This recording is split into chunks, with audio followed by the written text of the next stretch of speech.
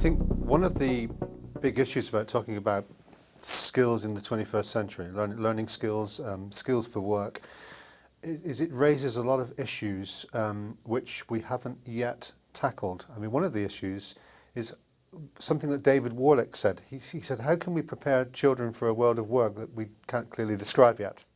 And I think the rapid process of change, you know, the rapid emergence of new technologies, economic turmoil, all of these things create a kind of a future of uncertainty. And I think one of the problems is that teachers are now in a very invidious position of trying to prepare children for a world of work that doesn't yet exist. So my view on this is that what we should be doing is we should be preparing them for a whole host of learning new literacies, new host of literacies. I don't mean just skills, because skills are how you do things, but I think literacies go beyond that. Literacies are where you are immersed in the culture and you understand it completely and you're able to shape your behavior and your productivity around that culture. So for me, one of the most important sets of skills that a young person needs to know in the 21st century is digital literacies. That includes things like, you know, how to present yourself, how to negotiate meaning with people in an online situation, a collaborative environment. Things like transliteracy, the ability to present yourself equally well across many platforms. So for me, I think those are vital. Obviously, we need to instill within students the ability to learn and the ability to think, the ability to reflect on practice, the ability to be critical, so that if they go onto the internet, they don't swallow everything whole.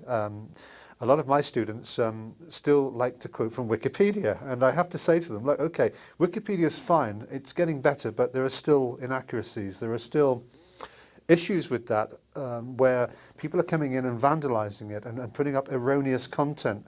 If you believe that and you cite it in your assignment, you're going to have a problem. So I think all of these kind of issues around literacies are going to be vitally important.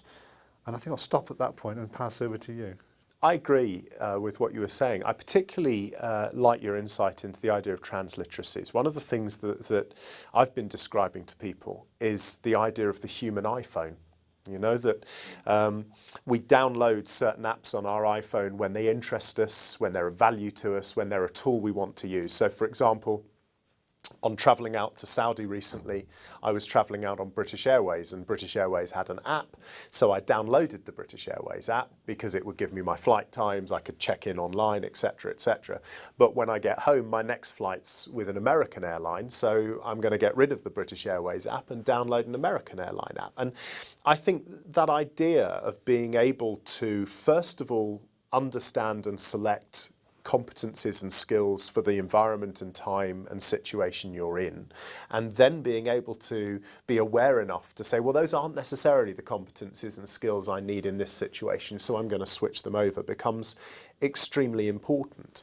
I think this whole idea of preparing our children to live in a world of uncertainty is absolutely at the core of the future education model, but is so completely removed from the model that was created at the advent of mass education. You know, we were preparing the majority of the population for mass employment, for sifting and sorting people so that we knew which jobs they had the best aptitudes for, because the jobs were there, the companies were there, the lifestyles were there, etc., etc.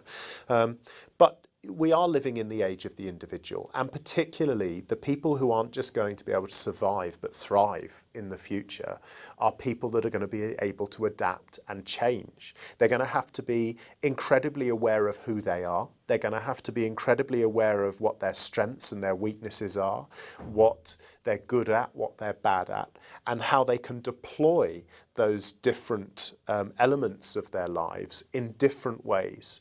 And I think, you know, if I had a wish for the future generations, they weren't like us, because I think that what we've been taught to be is reactive. And I think of all things, my dream for our children and for their children is that they become proactive generations, that they don't wait for circumstance before they take action, that they're actually hypothesizing and taking action first, you know, and that they're able to take risks, that they're able to take knockbacks, that they're able to make mistakes, and they have the skills and abilities to process those mistakes constructively and positively and apply that new learning in new ways. And of course, having said all of that, that implies that we're going to have a huge challenge on our hands for teachers, for our current generation of teachers and for our future generations of teachers.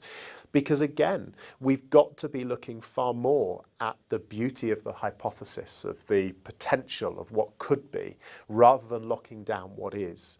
And the traditional model for a teacher is as the font of the knowledge, the giver of wisdom, the giver of information.